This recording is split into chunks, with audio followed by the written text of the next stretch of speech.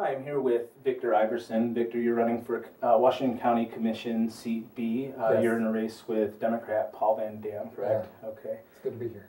Thanks for coming. We appreciate you taking the time today. We want to talk about the Lake Powell Pipeline. Yeah.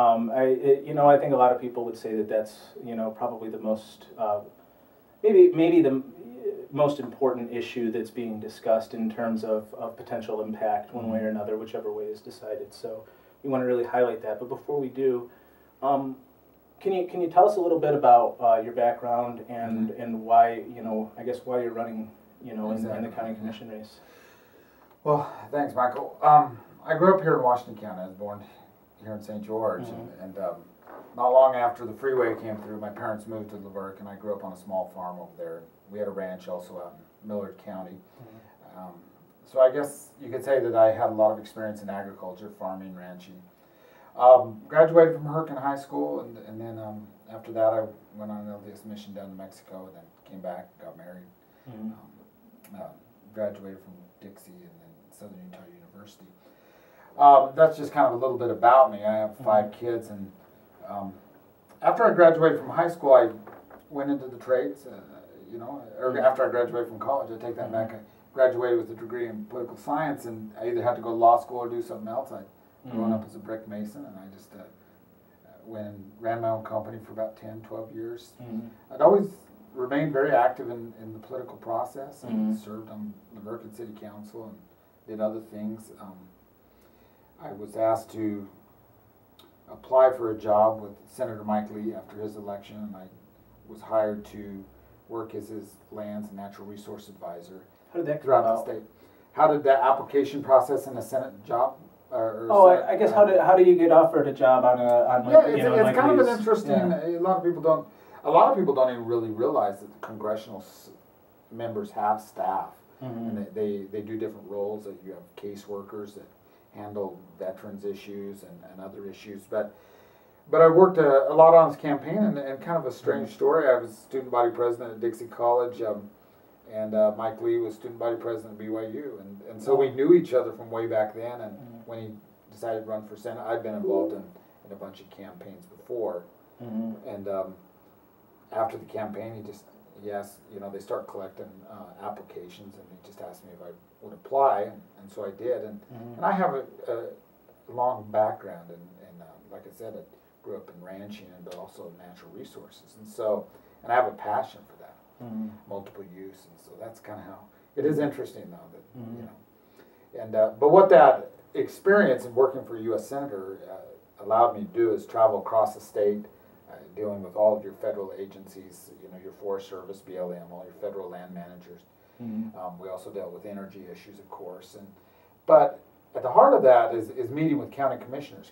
The county government, county commissioners are really the unit of government that interacts with the federal and state folks on endangered species issues, on a variety of issues that are out there on public lands. And so as time evolved and I had this opportunity came about, I'm passionate about Washington County, and I just decided to run. So good. Well, the Lake Powell issue is, like we said, what it is. I think the reason we decided to kind of focus on this, as we said, there's, you guys have been talking about a lot of issues, but this is the one where, depending on who you talk to, the cost in this project could be anywhere from just under $1 billion, is what the Conservancy says, where some of the critics are saying that it could cost $3 to $5 billion.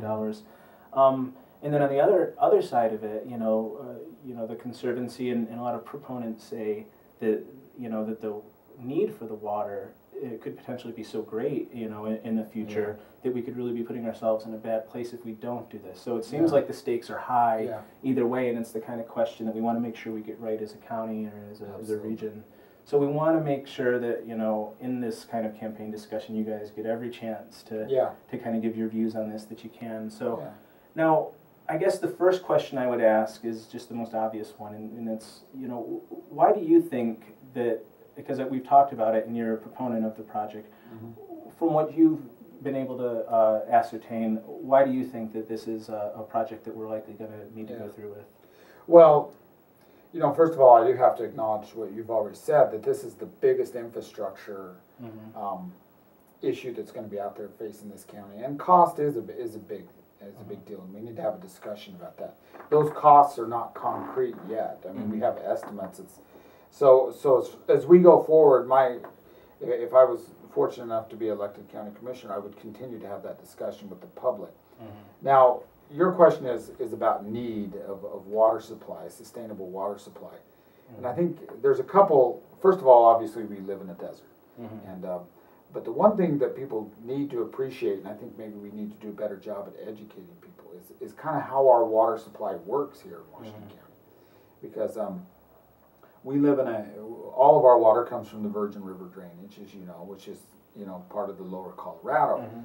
But it's a very drought-prone, in other words, when you talk about average annual rainfall, they say that we get 8 inches here in Washington County, but what that really means is usually we get below 8 inches followed by drought, flood years, which we've seen even this year. Right. And so we do need a water supply that's able to be sustainable through drought periods. And so that's one thing that Lake Powell would help give us. This year I think is a good illustration of that, in the fact that obviously the Virgin River was in drought. It ran at right around 30%, I believe, of normal. And yet the Colorado was running at 126 or 7% of normal, which, you know, because it's a different drainage. And so that will help offset drought.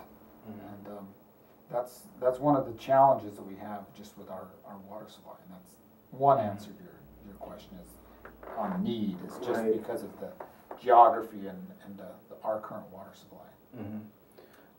Some of I guess, you know, Paul specifically, you know, talks a lot about the pipeline in his campaign, and you know, he said things such as, I mean, one of his big concerns is that he feels like this kind of estimate of $900,000 is conservative. He came up with his, you know, and we talked a bit about that. He thinks it might cost between $3 and $5 billion, and he bases that on some other projects that he thinks are similar in what they've cost. And he actually says that he's, you know, that a group, I think Utah Rivers, commissioned a study that says that, you know, that the total cost of this thing could end up being tens of billions of dollars. Is this I mean, what do you think of some of these claims? Have you looked closely at, I guess, and I've asked him the same thing, did you look closely at the kind of estimates, and do you feel confident that the estimates that they're quoting are fact-based? Well, the one thing, you know, people also need to understand that when you're talking about water development, it really goes to a special service district, which is the Washington County Water Conservancy District, which is a political subdivision. So it's the decision to do Lake Powell or not do Lake Powell is not going to be decided by the county commission, but we're going to be a voice, just like the cities and the special service district is. To answer your question, we still are obviously still working on right-of-ways, like for example archaeology. All of that is, all the archaeology clearance is being done as we speak. That's the leg of this. I do have concern about the process that we're going to have to go through to get the pipeline cleared to build. In other words, the actual construction is not my concern. It's overcoming the bureaucratic hurdles. Now, having said that, I would say that the Water Conservancy District here has a very good track record of staying on budget, of being able to do things at the cost that they estimate them. So that, if we're going to use that as a model, when they say, you know, it's going to cost $1 billion, I think right now we're still not, we haven't hammered all those numbers down yet, but their estimations are based on a lot of research, and I think we can at least start at that point and have that discussion. So. You know, one of the figures that Paul told me is, and I don't know if you could actually respond to this, because you'd have to probably see the figures, but he thinks that, you know, at 3 to 7% interest rate, he says that from what he's able to tell, or the people, you know, his people are able to tell that he's talked to, is you know, that this thing could cost us $30 billion, even if we only finance it for $1 billion. Now, Yeah. I don't know how to, Yeah, those are numbers that, yeah, they sound. People need to. The way that it will be funded by the state of Utah. So the state of Utah will actually be the bond holder. Okay. And then as the water is taken, once the pipeline's in use, the water will be taken off in blocks, and we will pay back that over 50 years. Right. Water, people need to. Okay, so when we built Quail Lake, the taxable value of Washington County was $100 million, and we borrowed $30 million to build from the state of Utah, just like this, to build Quail Lake. Which so a third of the taxable. Yeah. So and now we're at about 15 billion, and we're going to borrow an estimated billion. So you could argue that the burden of building Quail Lake and some of the other projects we've already built was more than the Lake Powell Pipeline will be. Michael, these are discussions I think that we must continue to have with the citizens as far as we develop it. The one thing that I would say is that we need to keep looking for additional water sources, and we need to also do a better job explaining to the public our current water supply and why we would need it. Because a lot of people, bless their heart, but if the water comes out the tap, then we must have plenty of water, and there's a lot to that process of getting the water here. So. And I guess my other question, Victor, would be, some people who criticize the idea based on the idea that do we need to grow as a county, or how big do we want to get, and do we want to pay for such an expensive project to grow the county? Is that even a desirable goal? So what do you think about that? Well, I grew up here when things were a lot different, and sometimes I miss those days, sometimes I don't. I have 5 kids, and there's a lot of young kids in this county, and so a lot of times I think when we think about growth, we think about people moving here, and we don't recognize that growth is also our families just wanting to stay here. Growth is a concern that we need to be talking about, and we need to be. It's something that, as a community, we need to decide how we grow and make sure we grow appropriately. Unfortunately, we don't want water to be the main restrictor or the main governor of growth. I think that's really kind of a bad model that'll put our community in a bad spot. In other words, I do believe that's at the heart of a lot of the opposition to Lake Powell. If you want to talk about funding of Lake Powell, I think that's a great argument to have. If you want to talk about whether we can do it, I think that's a great argument. If you have concerns about growth, I think we should talk about growth, not related to Lake Powell. Okay. Right. It's a separate discussion. I think we should separate those two, even though they're very closely connected. But do you think that the discussion about growth, in a way, needs to happen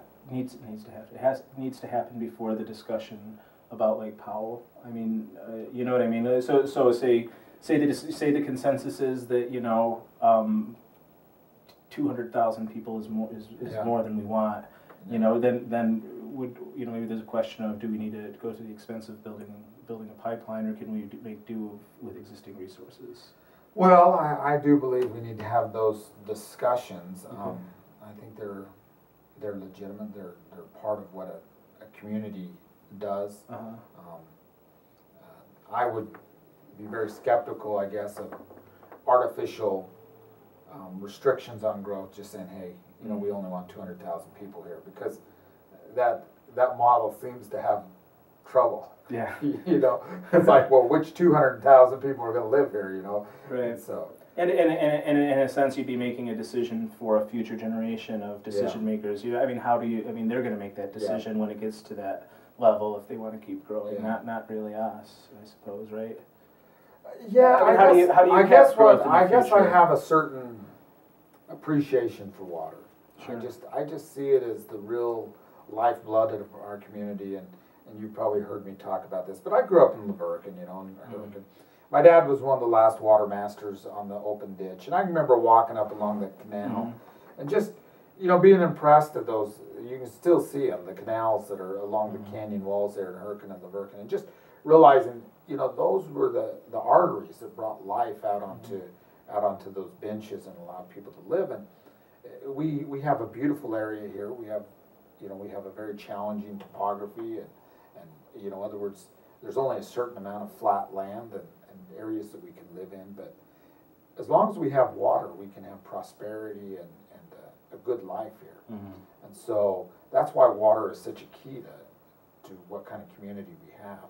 Mm-hmm. And so if water becomes a very limited resource, then we start to limit our prosperity. Mm-hmm. Now, having said that, I still, I guess I'll come back to my argument that I do believe that growth and density levels, like how we grow, you know, how we build our communities, you know, if we have walkable communities or bike tracks or, you know, whatever you want, and open spaces, those are legitimate discussions, and I think we need to be having them. Fortunately or unfortunately, those discussions are really held at City Hall rather than in the county building, because the county, we do the unincorporated areas, but we do deal with these infrastructure issues. So you're right. I agree with you that, or I agree with the premise that growth should be an ongoing discussion here in Washington County.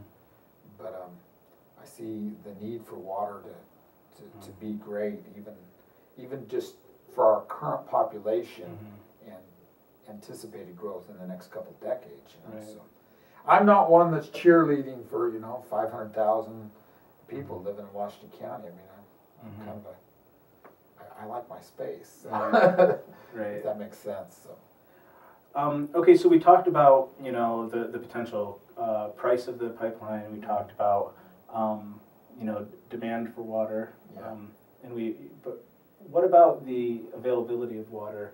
The other angle that a lot of the criticisms come from is, what if we build a pipeline and we get superseded by water claims from, you know, other states like California, to where we don't get our water? Is that a worry? Yeah, I've heard this, and it's actually a question that I get asked on the campaign trail quite a bit. It's like, well, if we start a pipeline to Lake Powell, then we basically drain Lake Powell. I'm not as concerned about that. I am concerned about cost. I guess that's my big prohibiting factor. Sure. And I accept the debate over growth, except for I don't think that you should govern growth by lack of water. Now, as far as Lake Powell, you know, this is something we're going to be debating for a long time. Sure. Lake Powell, as you know, the whole Colorado Compact is very complex. I would say that some of the voices that are opposing Lake Powell also oppose the general creation of the Glen Canyon Dam. And there are those who would like to see the Glen Canyon Dam go away, see the river restored to its natural flow. I'm not one of those people. But I think we need to recognize that there are voices out there, and so coming back to your question, I believe that a pipeline to Lake Powell and us taking advantage of our water rights, which are already adjudicated, will actually be the best thing for Lake Powell. I know that sounds strange, but once you create Lake Powell as a water source, the argument of whether or not to do away with the Glen Canyon Dam goes away, because you can't take away somebody's water rights. But I'm very confident that our water rights will stay upheld legally, if that's what your question is. Okay, yeah. Long term. Yeah, and legally, and if there's, you know, I guess the way it's been put to me, and is that if there were ever a shortage of water, that the way the compact's written, there's states that have, I guess, first dibs over us. And that if you know, because water levels fluctuate in Lake Powell, they're up right now, is my understanding. But I know when I first moved to this area, my wife's actually from Page, that they were quite low. So they go up and down depending on the Rockies. So I guess, you know, one of the concerns isn't so much, you know, that Lake Powell would dry out, or that, you know, I guess the people that want to destroy the dam would someday win, but more that there would be not enough water to meet all of the water rights, and that Utah's, you know, are going to be superseded by California, that has, I guess, first rights because of the way it was adjudicated. Yeah. Well, and I guess that would also reflect unknown weather cycles that we'd have. And there is this argument that when the Colorado Compact was put into place, they were doing it off the measurements of the early 20s and 30s water, which was high water years, as we know. Right. And I think all the water people on the Colorado will admit to you that we don't know the complete cycle of the Colorado system because it's a very complex system. Right. But I don't believe that would be a long-term problem. I mean, obviously, if we face drought, just like we faced this year, you would see water restrictions all along the Colorado system. And those are things that we would have to deal with as a community, just like we dealt with our drought this year. And more than likely, if things hold, the pattern holds, we'll be in a drought next summer as well and have to hold, restrictions. And that's kind of where I agree. I mean, we got to be smart with what water we have. It's not a unlimited resource, But I don't see that we would lose our water right. But I'm also not a water attorney either. So, but I haven't heard that argument as being proposed as a big concern for not doing the pipeline. I think cost is the biggest concern that I hear. Okay. From the public. Is there anything else that you would like to add on the topic of the pipeline? Well, I think it's just a conversation that we need to continue to have, and I'm welcome to have it. I mean, I think it's important that we get out and talk to our public. I don't want anybody in Washington County to feel like this is something that is being decided behind closed doors. We talked a little bit about that a few minutes ago, but I think we need to have an honest, robust discussion. I don't accept some of the facts that are on like some of these really high numbers. I mean, I think those numbers are somewhat put out there to scare people away from pursuing the pipeline. And so I think as a county commissioner, though, infrastructure, whether it's transportation, water, or other, it's part of why we're elected, and we need to have that discussion. But I think we can, and we'll arrive at a good decision. So. Hey, thanks a lot for taking the time. No, thank you. Thanks, appreciate you. So. All right, it's been a pleasure. Thanks. Thank you. All right.